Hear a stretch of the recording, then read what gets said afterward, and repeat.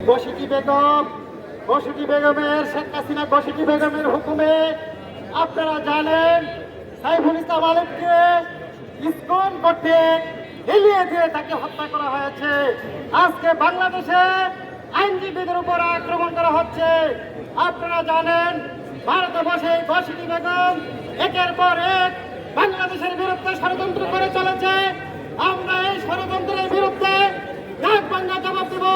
আপনারা দেখেছেন ঢাকা বিশ্ববিদ্যালয় থেকে শুরু করে সারা বাংলাদেশে আজকে সাধারণ মানুষ এর বিরুদ্ধে সোচ্চার হয়েছে, প্রতিবাদ জানিয়েছে, ঐক্যবদ্ধ হয়েছে।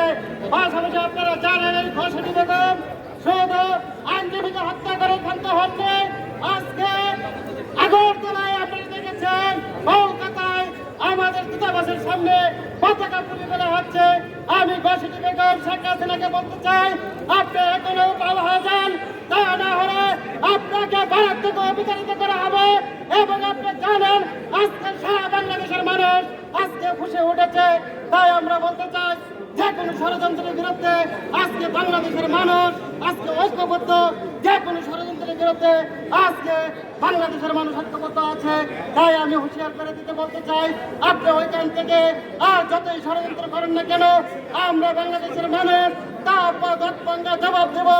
এবং আপনাকে এই বাংলাদেশের মাটি থেকে আপনাদের যে প্রেতাত্ম তাদেরকে বাংলাদেশ থেকে বিতাড়িত করবো। সকলকে ধন্যবাদ জানাই।